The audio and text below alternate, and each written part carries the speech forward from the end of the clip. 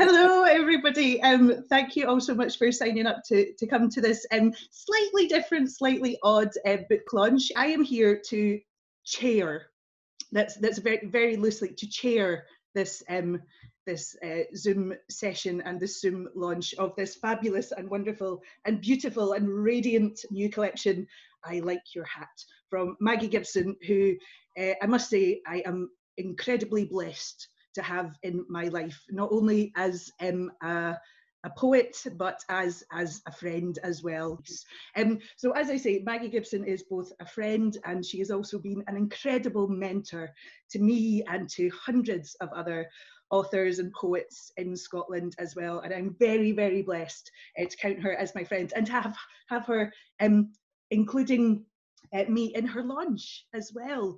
I must say, this book of Maggie's, which I was delighted to provide a sort of pre-reading blurb for as well, it kind of distills all of the wonderful conversations that I've had with Maggie over the last gosh, I think it's about 6 years that Maggie and I have been friends. After I told Maggie, just saying, oh, I'm really struggling in the arts just now, and I've got no creative I need a kick up the bum, basically. And ever since then, Maggie has provided that. And this distills all of those conversations into these wonderful poems, and particularly the biggest moral failing that you can do as a female writer, which we know is aging. So a lot of the poems in this collection will hit you where you live if you're over the age of 30 and a writer. But more than that, it's just full of wonderful poems about poverty, about loss, about women, about men, and about love and friendship too. It is a beautiful collection, and you're really going to enjoy the reading between Maggie and also the wonderful Ali Whitelock, who's joining us from Australia. So it's a very strange time of day there. I can't quite do maths properly, but it's a strange time of day. So I'm glad that Ali is here. Anyway, I'm going to stop talking very, very soon. But what I will say is a couple of things. First of all, if you could, please post any comments in the chat, and I will go through them, and we'll do a Q&A at the end. And also, very excitingly, if you are wearing a hat, no matter if it is as daft as mine or as beautiful as Maggie and Ali's, if you could take a photo of yourself and post it on Maggie's Facebook page or Twitter, I think Facebook or Twitter, I'm not too sure, either or, whatever. And Maggie is actually going to do I Like Your Hat Best Bonnet competition, and the winner is going to get a free copy, which, you know, great. So yes, please do those things. Now, I'm going to shut up. We're going to hand over to Ali and Maggie, who are going to chat about the book, and we are also going to, they're also going to do some poems as well, and then I will come back and we will do the Q&A. Okay, over to Maggie and Ali. Great, thanks very much. Are we on? We are, Maggie, yeah. Hi, Ali. Wonderful. Hi. To see you. Oh, it's great to see you. As I was thinking about this chat that we were going to have, I was just reflecting that it's been a whole year since I saw you. I mean, it sort of feels like it was only yesterday when I was in Scotland last, but it has been a whole year. So I'm looking forward to hearing you read in the flesh, or as much as in the flesh as we can have through this screen. But did you want to kick off with reading I Like Your Hat? Oh, that's a lovely idea, and then we can chat a bit about that. And I do like your hat, I must say. That is quite a hat. It's quite warm and woolly, and it's very hot here already. We're going to have 37, 40 degrees here today, so it's quite hot. But I've got the aircon blasting, so it's all good. Do feel free to take it off as we proceed. We wouldn't want you to just melt before our eyes. Exactly. But, the poem I Like Your Hat does, of course, take place on a very cold Glasgow day, as becomes clear. I like your hat. At the bus stop, where the wind's trying to kill us, slicing in like a scimitar from Siberia, a tiny woman is wearing a colourful velvet beret. She's so small, I see each segment of its circle sitting on her head like the wheel of a stained glass window. Emerald, sapphire, saffron, indigo, amber, red. She beams when I say it's beautiful, tells me its story, a gift from her daughter years ago. She deemed it too bright, too loud, stuffed it in a drawer out of sight. And now her daughter's dead. Years later, the bus stop on St. Vincent Street. Maybe it's the same wind slicing in from Siberia, snow and ice spitting through its sharpened teeth. A young woman says, "I love your hat." It's a berry of sorts, mulberry wool. "Well, cool," she says, "unusual." "It's from a charity shop," I reply. Then she admires my scarf, hand woven in India, fair trade. And while the bus doesn't come, we talk recycling, pollution, climate change. And I see she's carrying an art portfolio under one arm, while on her shoulders she bears the future of the world. And I swear, her smile's so beautiful, this student girl I've never met before. She's lighting up the shelter like an angel in a holy grotto, as all around the drear November dusk descends black as the wings of ravens. And the glow from her face warms me more than my woolen kind of berry, or my hand-woven fair trade scarf, or best thermal underwear from Marks and Spencer, or my specially lined duvet coats as worn by explorers to far Antarctica, guaranteed to keep me warm at -50 in a hurricane. And as we chat, I recall the tiny lady's velvet beret, its jewelled wheel of colours, and her sadness. As she said, she wore it now to please her daughter, who is dead. And all the while, the darkness deepens as if the sky is leaking sin, and the east wind, with its icy breath from Siberia, does its best to kill us and cuts like a scimitar through the warmth of our common humanity. So beautiful, Maggie. I adore this poem so much. And you set the scene, this Glasgow scene, a Glasgow winter, which of course is my favourite time in Glasgow. And the whole idea of the, you know, our common humanity, that's a theme through the book, of course. And I was going to ask you, you know, how did you come to write this poem? You know, what was it, a line that, was it the conversation in the bus stop that triggered the poem, or was there another aspect to it that got you writing the poem? Well, in a way it was really the first one struck me, and this is what tends to happen with me with poems. An everyday life instant strikes you, and obviously speaking to the First Lady, she was, you know, one of these tiny little ladies, and I have this habit of talking to people. It's Glasgow, you know. It's Glasgow, isn't it? Well, that's right. It's very Glasgow. And then buses and the bus stops, suddenly you've got a whole bit of somebody's life story. And it happened, little lady, and the hat, it was a Kangol berry, by the way. I got that detail as well, but it didn't go in the poem. It really struck me, obviously. I was deeply moved, and there's been quite a lot of incidents like that, and it sticks with you. And I suppose because you're a poet or you're a writer, you store it away somewhere. And I didn't, in fact, do anything, because the first instant on its own didn't quite make it up. And then the second instant, when the young woman then said to me, I was the older woman. And then I thought, and the young woman, when I say she was beautiful, well, I don't mean she looked like a model. That's not what I mean at all. It was just her youth and this beauty of just being this beautiful innocence. And she was, because of the charity shop and the fact that my scarf was fair trade, we got on to ecology and all sorts, and she was so passionate about the environment, and it was just that whole thing, and something clicked in my head, and I thought, these two instants go together.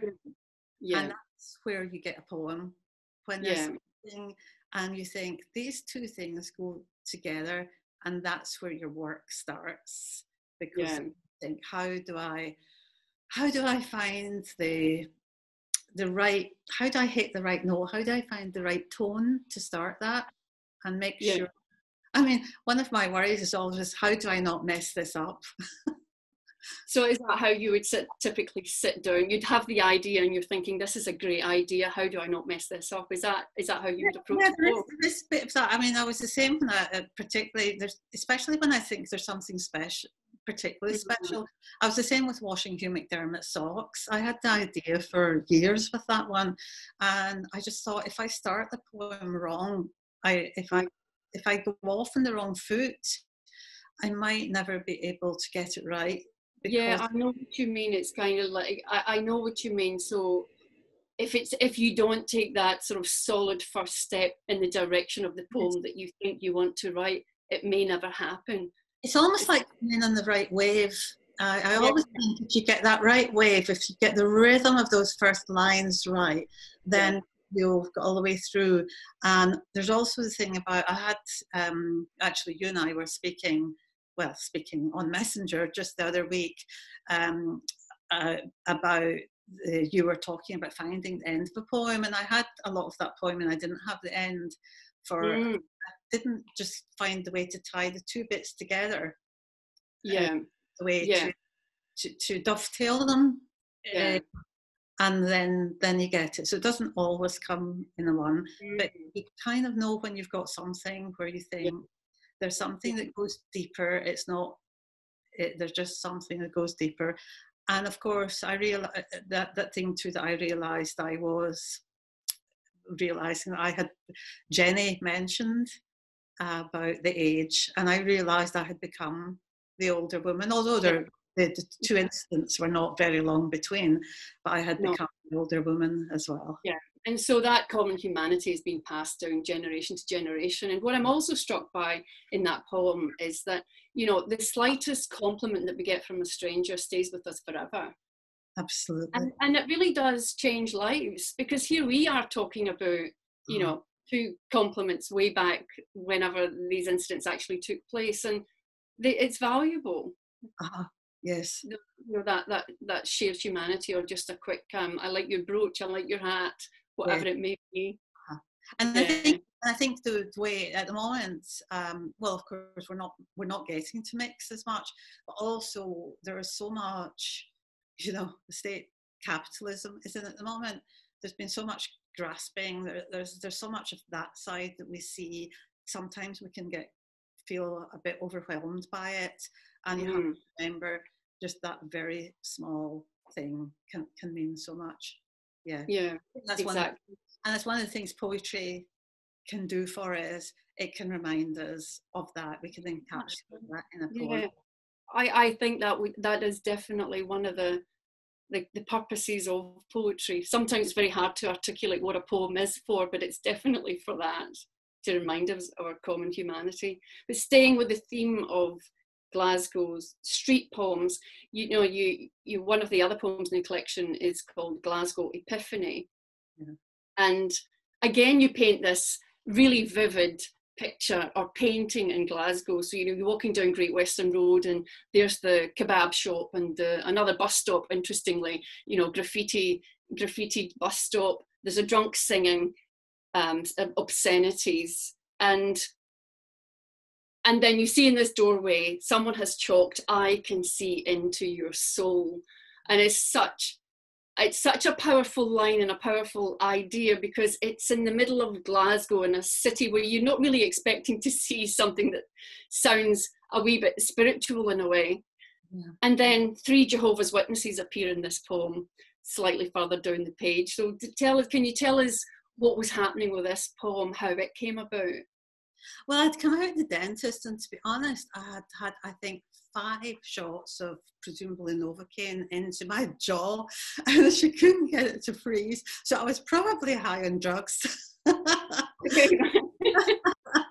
So, and I'd come out of my dentist, and I kid you not, written above the doorway was, in chalk, I can see into your soul, and it was just scrawled. And I thought, someone has gifted me a poem. Yeah. And I think as a poet, that is a bit how you think at times. You think, oh, that's how bizarre. And I think, again, that's how you think as a poet. You think, what? So you then... And even if you don't use it straight away, you'd store it away for future use.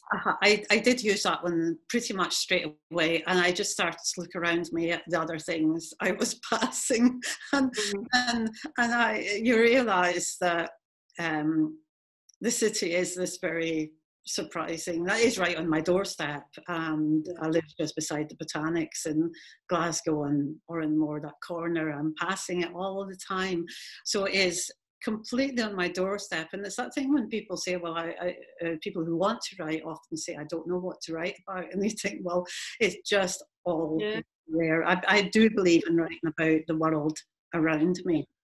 Yeah, and those little everyday details can be the most delicious. I mean, poems can be the big subjects, you know, philosophy and politics and all of the other things that you do write about frequently in your poetry, but you also find those gems lying in the street in a way, or chalked on the wall. And I mean, there was a poem that I had found one day. I bumped into a man in the hardware store, and he just said something to me, and it was so moving, and it came from nowhere, you know. So yes. You know, I hesitate to say it's the poet's job to pick up on those things, but it's certainly partly why I love to write poetry. Just I mean, I love your poems like that, and I think one of the things about poetry is that there are lots of different poets who do different things, and I think that's great. And I don't think we should all be doing the same thing. So I don't think there's any need for us as poets all to be doing the same thing. And funnily enough, in some ways, Glasgow Epiphany, and I did give it that grand name because I loved the idea of Glasgow, the city of Glasgow, which used to have such a kind of bad name in many ways. When I was wee and we went to England on our holidays, my mother used to say to us, we lived outside Glasgow, and my mum used to say to us, now whatever you do, you don't say that you're from Glasgow. This is for real. Oh, really? Okay. Seriously, we actually lived in the county of Stirling, but essentially Glasgow was our nearest city. So we were never safe because it was known as Knife City and all, you know, of it. So Glasgow is that, and I just love the idea of Glasgow Epiphany, but in a way that I can see into your soul is a philosophical idea. Yeah, that's right. That's exactly right. So even those little fragments that we, you know, seemingly fragments that we pick up in the street, they're always going to be going to a deeper part of ourselves, and that's what the poem is essentially going to be about. So they're they are, you know, like what do you call it? It's not stepping stones, but sort of jumping off points into the deeper stuff. And do you ever start to write a poem and be surprised at where it has gone? You know, you might start off thinking, oh, this is going to be a lovely poem about, you know, whatever, and then be astonished about where it ended up. Yeah, I think sometimes I don't do that as often as I would like to. I think I'm more of a control freak than I want to be. So okay, so you're sort of controlling the poem, and taking it to where you want it to go. Yeah. Yeah, but you can hear that I'm a bit annoyed with myself. I think I need to get more Novocaine. So I think it's kind of one of the little tasks to set myself is to try and not do that. But it's possibly because part of what I do is I carry it in my head though, and I play with stuff. So sometimes I've done quite a lot. So you've done a lot of the work before you even get it down. Before I put it down, I've done. Although I think actually, to be honest, I think Glasgow Epiphany did go somewhere I didn't expect it to go, so that's quite a good example. And I'll read it. Yeah, and you are going to read that a bit later. Yeah. Mm-hmm. Yeah, you're going to read Glasgow Epiphany, but you do write poems of, you know, this collection has a vast array of subject matter from women and different generations of women. Definitely politics and social justice, that is one of your big themes as well. Mm-hmm. There's, in this collection, there's woman as artist and muse, there's death, there's leavings, there's endings, there's love. Mm-hmm. And one of your political poems that actually I think you wrote when you were in Australia, Check, your poem Check. Didn't you? I think you wrote it when you were here or on the way here. Yeah, that's right. I finished it in your house. Yeah. and I think actually you read it in Sydney at the Sydney Poetry Lounge at the time, and you'd only just finished writing it, and I was so impressed that, you know, that you would have finished it and be reading it so quickly. For me, a poem seems to take months and months before I dare kind of expose it, you know, but it was, I mean, it's such a great poem. Yeah, well, I was kind of inspired at the start by the flight, of course, but it was also that's right, other political things that were on my mind. Well, did we say I'll read that now, or did I? Yeah, do you want to read that one now? I'll read it now, because it's the, as I say, it was kind of the flight, but there was things that were happening politically that were on my mind as well. Yeah. And it's and you'll see why people will understand why the flight kind of inspired it. And it's called Check. Please check you have ticked all the relevant boxes before you hand in your life. Check you have all your loved ones neatly stored in the locker above your head. Check you have fastened your seatbelt. Check your children's hair for nits, their brains for bigotry. Please check under the sink for your darkest thoughts, the ones with the safety tops marked toxic, dangerous to think. Should they leak, turn your conscience over like a stone. Watch the evil that is in you scurry from the light. Please check you have your ticket for this flight. Check your destination, country of origin, birthright. Thank your lucky stars. This is not a police state yet. Please check your breasts once a month. Check your mattress for house dust mites. Check your vagina for thrush, singing or otherwise. Check your heart for signs of hardening, your brain for signs of softening. Check your conscience for midgie bites. These may cause itching at night, easily mistaken as guilt. Carry a clipboard and pen. Wear an officious frown. Stop people in the street. Check their sexual orientation, politics, class, race, religion, age, and where appropriate, check your rage. But most of all, grip that internal clipboard tight and check your privilege. So it's such a powerful poem, Maggie. I could never get tired of hearing you read that one. And you know, you slot in humour as well, you know, check your vagina for thrush, singing or otherwise. And that alongside those, check your brains or your children's brains for bigotry. All of it. I just absolutely adore that poem. I'm glad it's in the collection. So there's I realised when I sat down and thought about the poems I'd like to discuss with you, I realised that actually most of them mention winter, and I only realised that last night, just about all of them. Because the other one I would love to talk about is 3 Days Till Christmas. Oh yes, yeah. And I was going to ask you if you would read this one too, and then we could have a wee chat about it. Yeah, this is one of I think of as a kind of snapshot poem. So it's something that I just saw, and then I think Edwin Morgan was the person that kind of first did this, and then you just try to write it as you see it without commenting. So 3 days Christmas. In the packed department store, shoppers laden like Sherpas trek through forests of synthetic trees, wade through drifts of special offers. In the midst of this throng, under twinkling tinfoil stars, she wanders alone, unsandaled feet, donkey brown coat, buttoned up all wrong. Perched upon her unbrushed hair, a crown of tinsel thorn. Crowds parts before her like a Red Sea miracle. She floats by on a cloud of cheap whiskey, while her voice soars above the festive ringing of cash registers.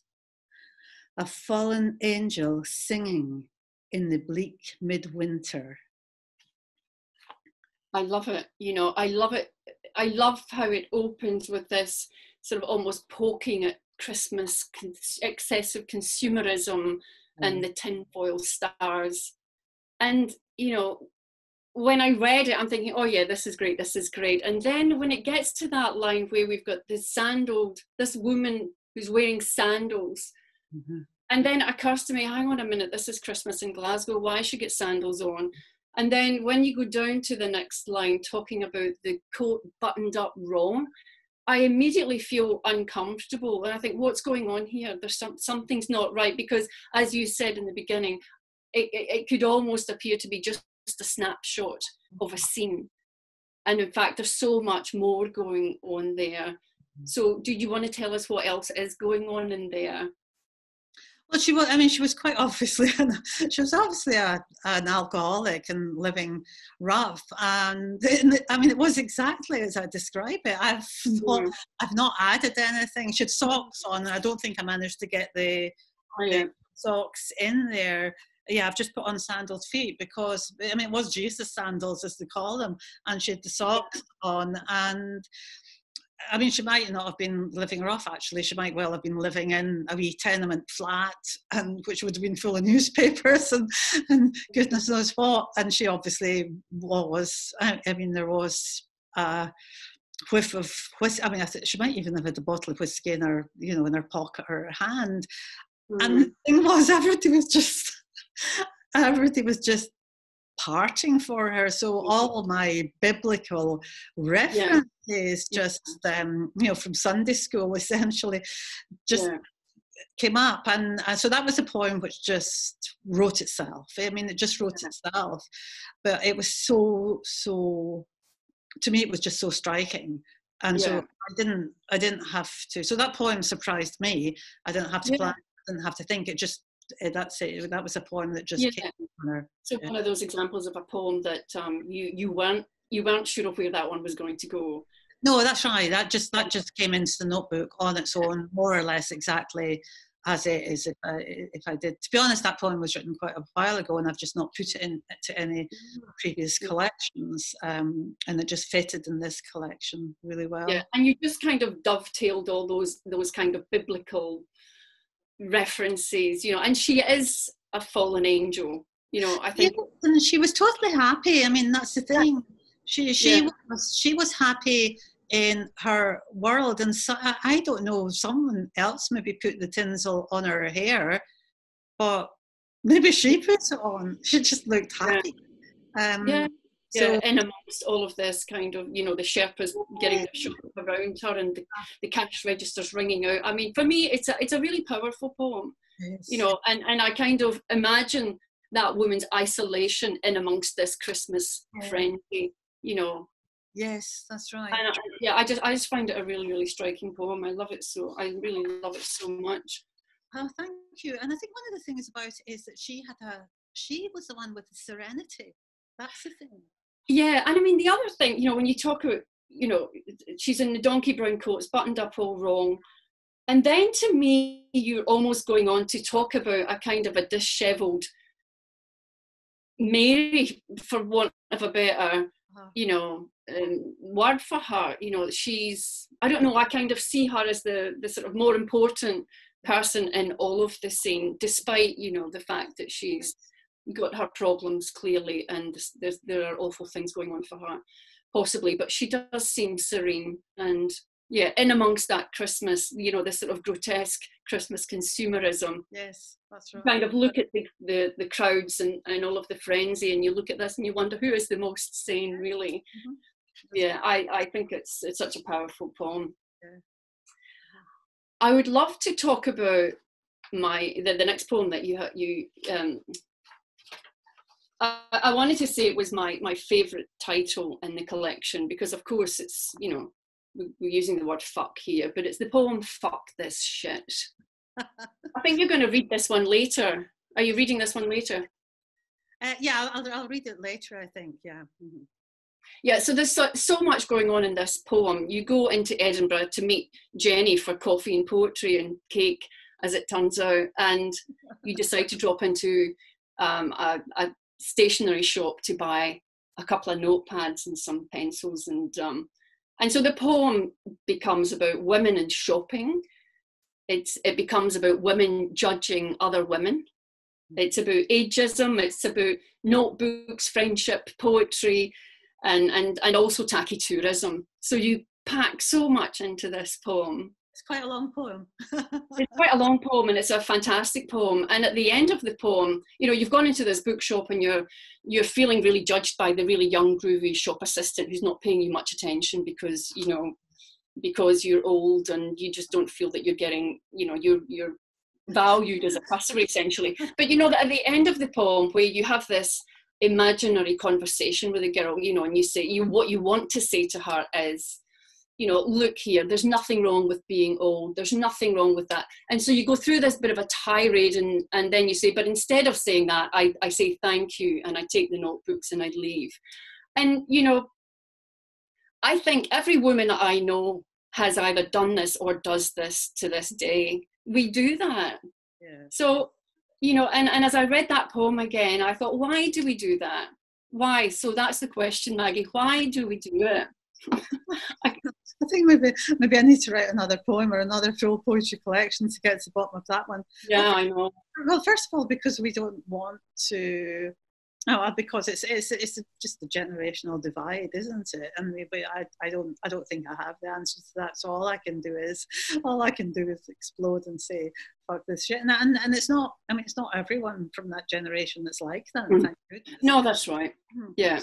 It's just one of those things. And my question to the young woman is essentially, why are you doing this? It doesn't actually. I don't think it has to be like that.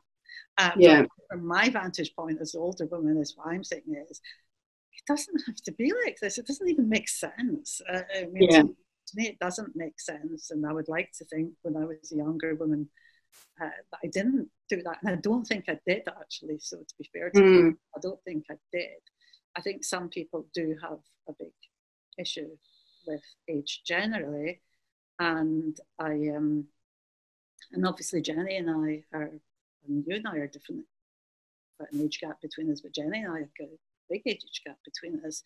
And Jenny has written about this in this script, which is a fantastic collection, everyone. So so that's where Jenny and I are both tackling it from different ends. But I think it's just, well, when I read the poem, people will hear what I say in the poem. But I think it's interesting. Maggie, we just need you to move closer to the mic. All right. I think what it is that we are very.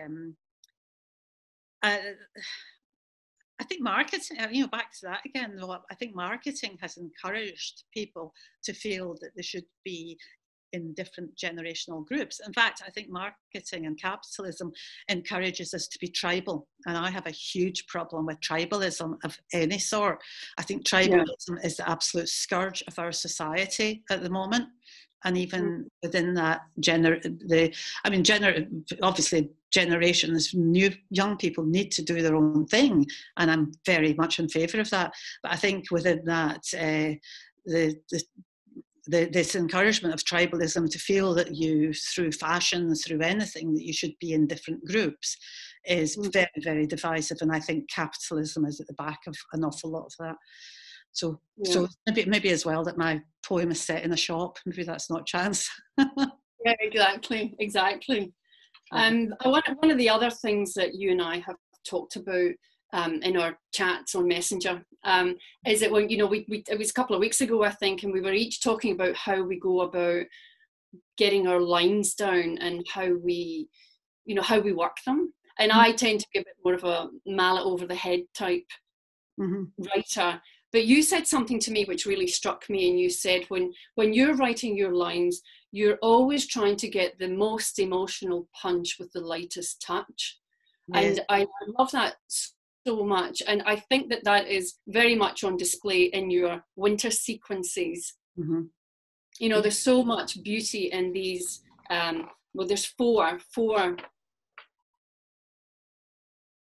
tiny little poems. Did you want to read them? I'll tell you what, because I noticed that time is moving on. So I'll read the winter poems, and then I'll go, I think we'll have to cut short, and I'll go straight into reading a couple of poems, because I know that there's people who have asked questions. Okay.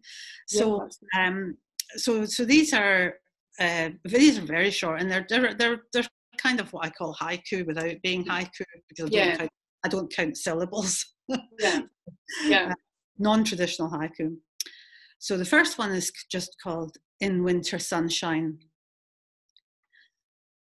In winter sunshine, weathered headstones of those we love cast the longest shadows.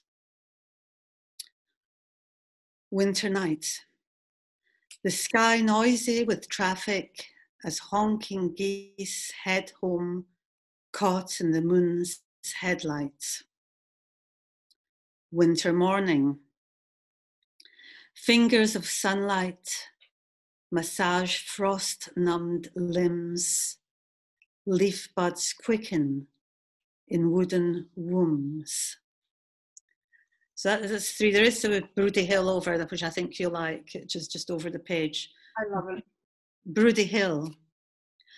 Under last night's snowfall, the hill sleeps, conifers fluffed as feathers on a speckled hen. Listen when the wind stills, hear her quiet clucking. Oh, I love it so much. So they're just very, very quiet, still poems, a total change of mood.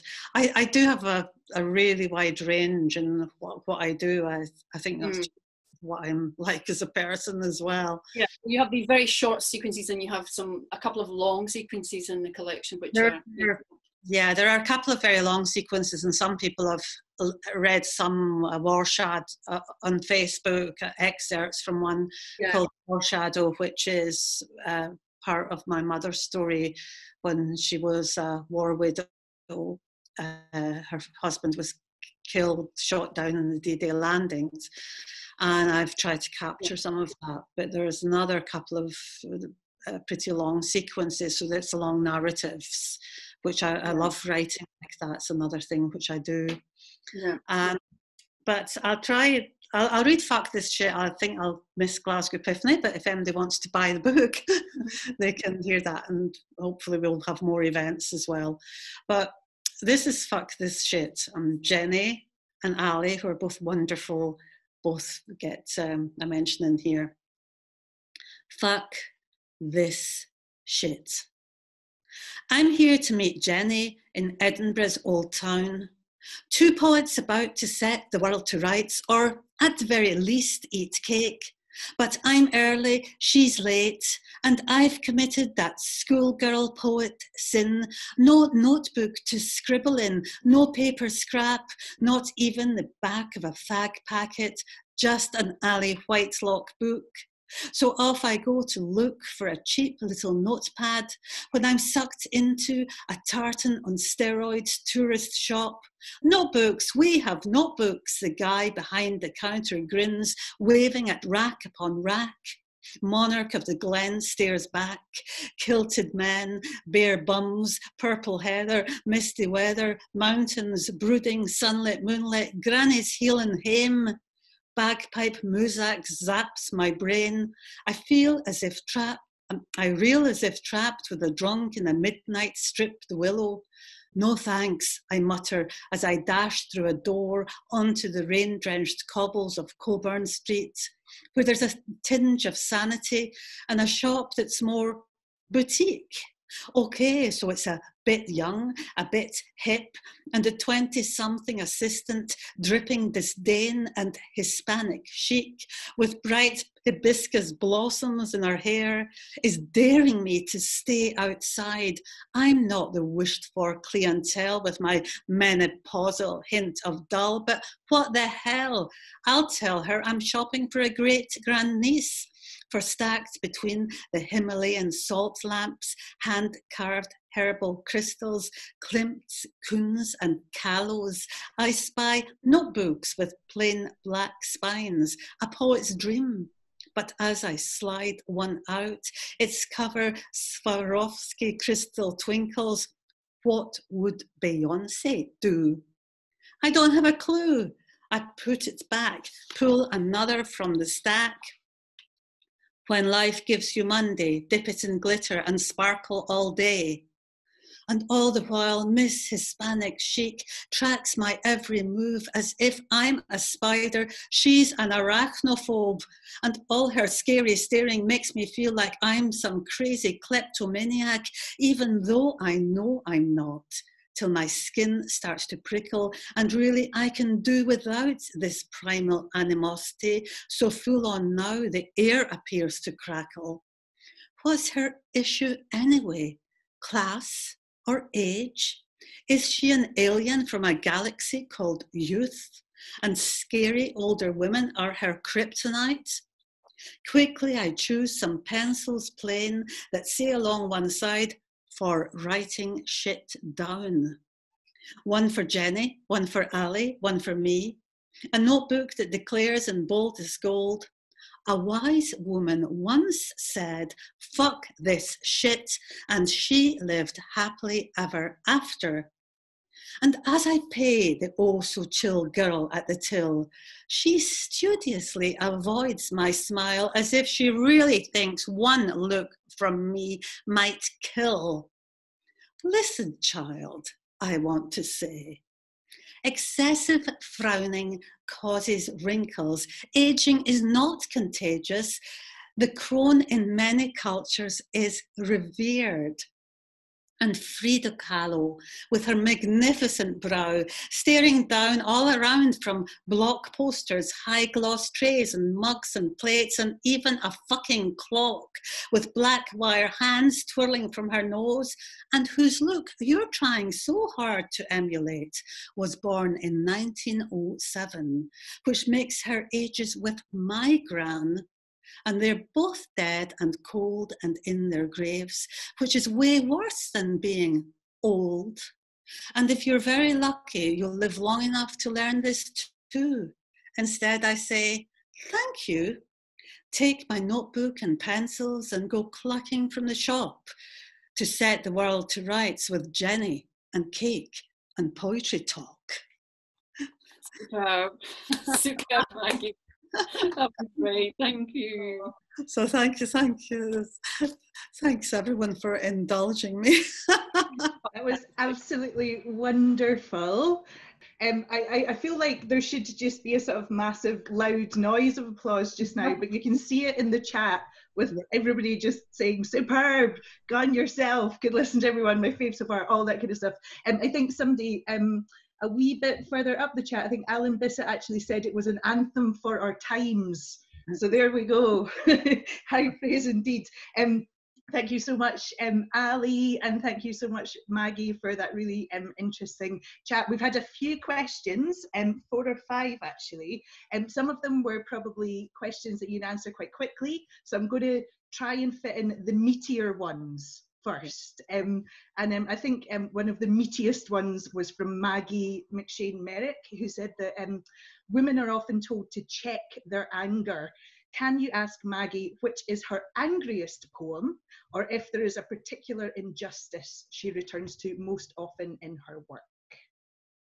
Oh, my angriest, oh God, I have so many angry poems, Maggie. That's a hard one. I Fuck This Shit is pretty angry, I think. And oh, now you've you've caught me. I can't quite think. I mean, you explore a lot of injustices, poverty being one of them, and women. Of course, dead women count is pretty angry, and one from my collection. It'll be in Wild Women of a Certain Age. There is a poem called No Angel, which I think people mention a lot, and it is a very, very angry poem. And I would like to bring out, launching this one slide, but I do kind of really need to bring out selected poems because Wild Women of a Certain Age has been out of print so long, and poems like that one, some of the angry ones, do need to be more available. So, yeah,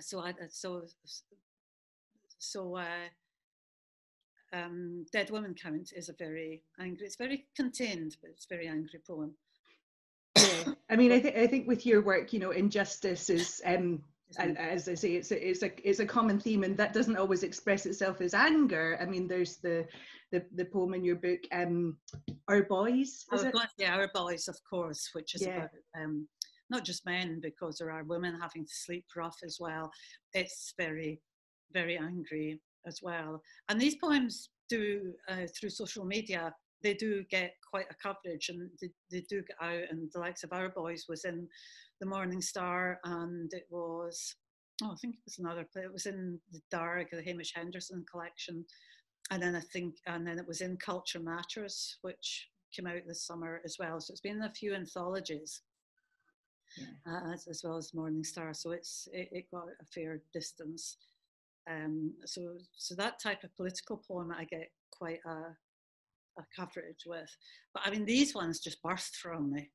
I mean, it's just, you know, I was trying to go to sleep, and then like Dead Women Count, I was going to sleep one night, and I'd been reading quite a lot on that type of thing, because I do, and it just, you know, I just... That actually ties into a question from Rose Ritchie, actually, who asked, well, actually, first of all, Rose said, thank you very much for the evening, and said that you must do more events because this has really cheered her up. But her question was, how long does it take you to write a poem? So I suppose that's kind of, that kind of ties into what you were saying there. Well, a poem like Dead Women Count, it was kind of the idea for it, and specifically to highlight the number, that one is specifically to highlight the number of women, it was particularly for the UK, but the number of women who are killed by someone that they know, a partner or an ex-partner, or someone that they've been living with, even if the person's left, sometimes the person's still there. It's a huge percentage of those murdered are killed by someone they know. You're actually less likely to be killed by a stranger.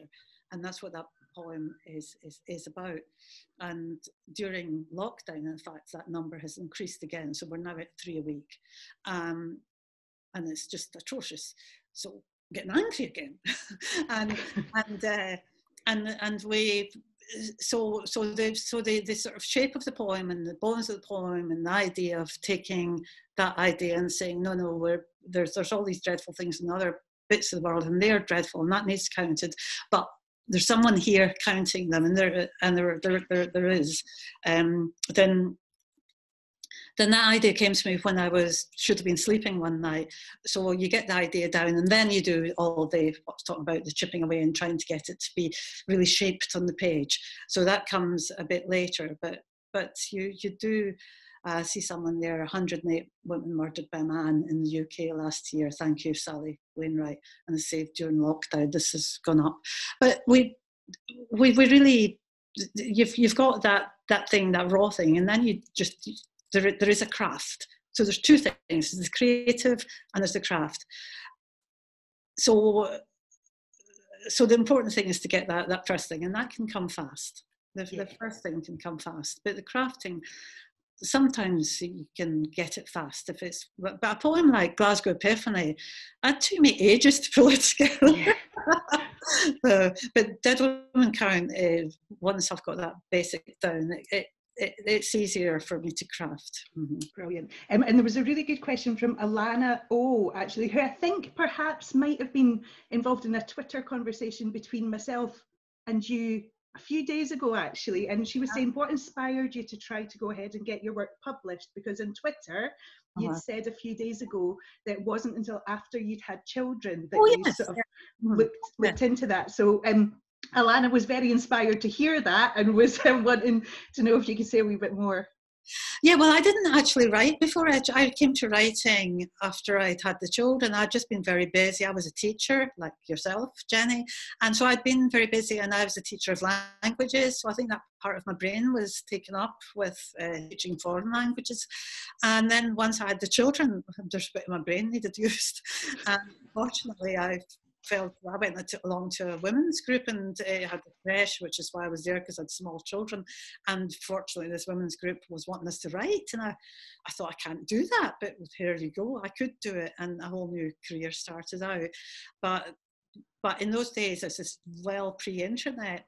The women's group I was in actually brought out a wee pamphlet, a wee book. And it was just because that's what the group was doing. And the people taking the group managed to get the book covered with an article. It was about the therapeutic benefits of writing.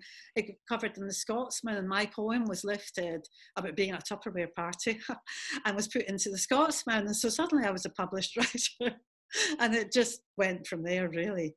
That's brilliant.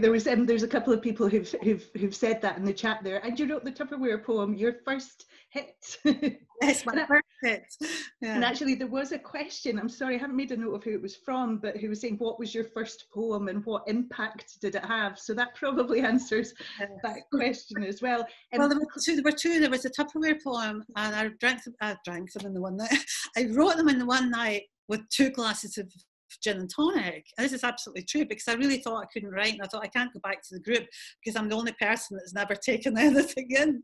So my then husband, who I'd say had young children, said, "I'll bath the children and everything, put them to bed. You go and see if you can write some." So I poured a gin and tonic, and I can't remember now which one I wrote first, but I followed the instructions we've been given about how to, the stuff that we'd done in the group. And the first one of them came out first, and I was trying to write a story about the Tupperware party, and it came out as a poem. And the other one, we had to follow this idea of using an age and then smell, and it came out as a poem about my father's work dungarees, because my dad was a slater and plasterer and sometimes chimney sweep. And both those poems just did really well. So there you go, my father's dungarees and Tupperware torture, as it was called. It's always good when your first ones sort of land so well. And having a group as well, I would maybe just add into that, Alana, if your question's inspired by wanting to do this yourself, finding a group's a really good way of doing that, I think. Completely. And in fact, for any women listening, if you can find a women's group, because I found that particularly early on, I did find that really helpful. No insult to the men's, but I think that it did help me, particularly as my very first time I went along to a mixed group, and I took what I thought was my best poem at the time. And the very first comment I got from a man, this is absolutely true, I'm not making it up, the very first comment I got was this man saying, he did say it in this tone, "Oh, why do you women always have to write about childbirth?" The poem wasn't even about childbirth, it was about going for a scan. Anyway. Oh, God. Oh, yes, absolutely. A supportive group, Alana, that's what we're talking about. Well, some years later, I ended up being asked back to be the tutor of that group, which, in fact, a very young Alan Bissett ended up coming along to. That is incredibly, incredibly funny, and I love it. Actually, I know Alan's getting quite a lot of sort of mentions tonight, but actually the final question that I was going to ask was from him, because I think it's a really impossible question that he's put to you, probably to be a bit cheeky, which was, what's your favourite of your own poems that you have written? Well, my favourite of my own poems I've written, oh gosh. Impossible question. Yeah, that is a really impossible question, isn't it? I can imagine Ian sitting in the corner there thinking, he's laughing back, thinking it should be a love poem for me. No, Ian is always questioning about this love poem that I seem to have written for somebody called Bruce.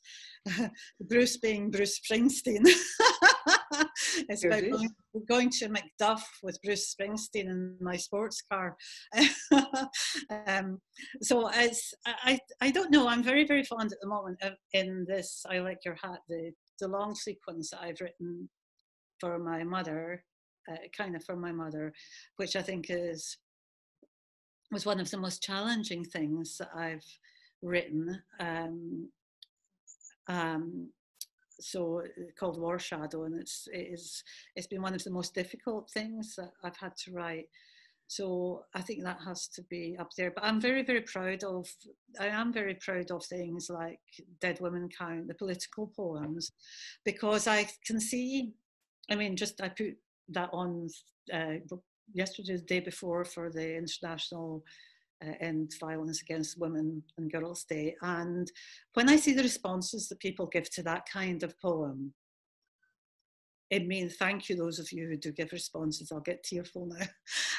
Because it really, really, and quite often people do actually then put their own personal experience on and say why it means something to them. And you've no idea how much it means to me.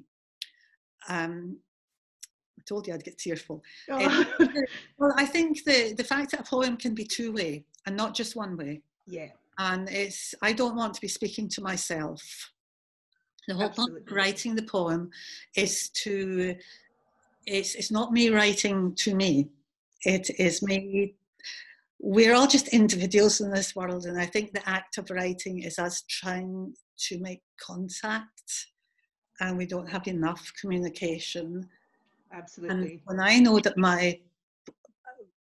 that anything I have written has communicated, it means a huge, huge thing. Yes, there was a brilliant comment really near the start of you and Ali's conversation from Claire Hewin, actually, who said, absolutely stunning. I love the way Maggie's words show a connection flowing between generations of women. And I think that completely sums up absolutely all of your work. You're not going to believe this, guys, but we have been going for the hour now. So please do buy this book. It is absolutely wonderful.